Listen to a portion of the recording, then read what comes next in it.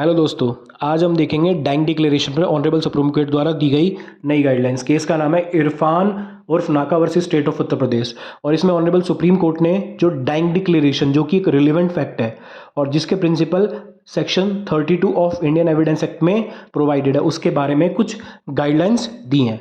लेकिन उससे पहले हम एक बार समझ लेते हैं कि what is the meaning of dying declaration. तो जैसा कि मैंने बताया, section 32 of Indian Evidence Act में डाइंग डिक्लेरेशन की बात कर रहा है। और आप सबको अगर पता होगा तो सेक्शन 6 टू 55 रिलेवेंट फैक्ट की बात करता है। और रिलेवेंट फैक्ट वो फैक्ट होते हैं जो फैक्ट इन इशू को प्रूव करने में मददगार होते हैं।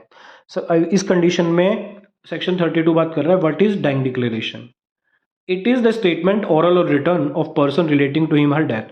सपोज करो ए की डेथ होती है और ए बोल रहा है कि मेरे को बी ने गोली मारी थी, मरने पहले उसे स्टेटमेंट दी किसी पर्टिकुलर पर्सन को कि मेरे को बी ने गोली मारी थी और इस वजह से मैं मरने वाला हूँ, और ए मर जाता है। तो उसे हम बोलेंगे statement made by the person who has dead. तो इसे हम बोल देंगे डाइंग डिक्लेरेशन, मरते हुए उसने एक स्टेटमेंट दी। या दूसरे केस में वो बोल देता है, जब दूसरे केस में ये वर्ड लिखा हुआ है circumstances leading to his her death. तो सपोज करो ए बोल रहा है, अपनी बीवी से आज बोल के जाता है कि मेरे को सी के पास जाना है और मेरे को सी से ना 50,000 रुपये लेने हैं, और सी ने मेरे को अपने घर पे बुलाया, उसने दावत वगैरह रखी हुई है। लेकिन 3 दिन बाद ए की लाश मिलती है रास्ते में और सी के घर से कुछ खून के निशान मिलते हैं, कुछ रिवॉल्वर मिलती है।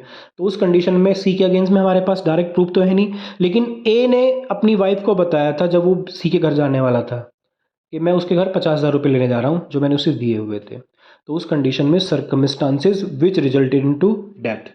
ठीक है।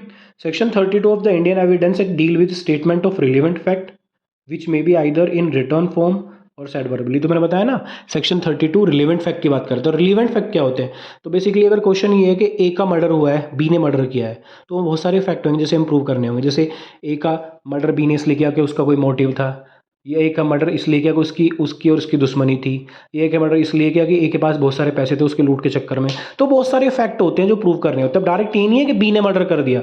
तो एक केस में हमें बहुत सारे फैक्ट प्रूव करने होते हैं, और वो बहुत सारे फैक्ट जब हम प्रूव करेंगे तो हम बोलेंगे चेन ऑफ सर्कमस्टांशियल एविडेंस हमने प्रूव कर दी, चेन ऑफ रिलेवेंस एविडेंस हमने प्रूव कर दी। तो बहुत सारे फैक्ट अलग अलग केस में अलग अलग हो सकते हैं।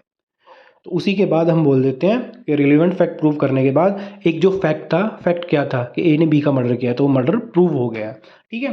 तो section 32 is one of the relevant fact, और सेक्शन 32 किसी किसी केस में तो एज ए कंक्लूसिव प्रूफ भी हम यूज कर लेते हैं। जैसे Kaushal versus state of Bombay में बोल दिया था कि solely it can be the basis of conviction. तो कन्विक्शन सोनली डाइंग डिक्लेरेशन के बेस पे भी हो सकता है। तो अभी ऑनरेबल सुप्रीम कोर्ट ने इसमें नई गाइडलाइंस इश्यू की हैं। बेसिकली इसमें ऑनरेबल सुप्रीम कोर्ट ने क्वेश्चन दिए हैं कि भैया आप जो डाइंग डिक्लेरेशन चिल्लाते रहते हो ना, बोलते रहते हो dying declaration is a relevant fact, और Kosal versus state of Bombay तो ये बोल दिया कि dying declaration can be the ground of conviction. तो इसे आप बड़े सावधानी के साथ यूज करें। ठीक है। और वो ही गाइडलाइंस हम इस केस में देखेंगे, जिस केस का नाम है Irfan versus state of Uttar Pradesh. तो इसे देखने से पहले एक बात बता रहा हूं कि अभी रिसेंट ये सुप्रीम कोर्ट की जजमेंट आई है, देख लेते हैं जजमेंट इसमें क्या कहा है। There is no hard and fast rule for determining when a dying declaration should be accepted. The duty of the court is to decide this question in the fact surrounding circumstances of the case fully convict. तो ये बोला क्या है, basically number 1 इन्होंने बोल दिया कि court क्या देखेगा जब डाइंग डिक्लेरेशन को एडमिट कर रहा होगा, weather the person making the statement was in exception of death. जिस पर्सन की स्टेटमेंट रिकॉर्ड की गई थी, सपोज करो ए मरने वाला था और हमने उसकी स्टेटमेंट तब रिकॉर्ड करी थी जब ए मरने वाला था, और स्टेटमेंट देते ही ए मर जाता है, तो पहली लाइन बोल देती है whether the person making the statement was exception of death. तो हमें पता है कि मरने वाला, he is under the exception that he is going to dead.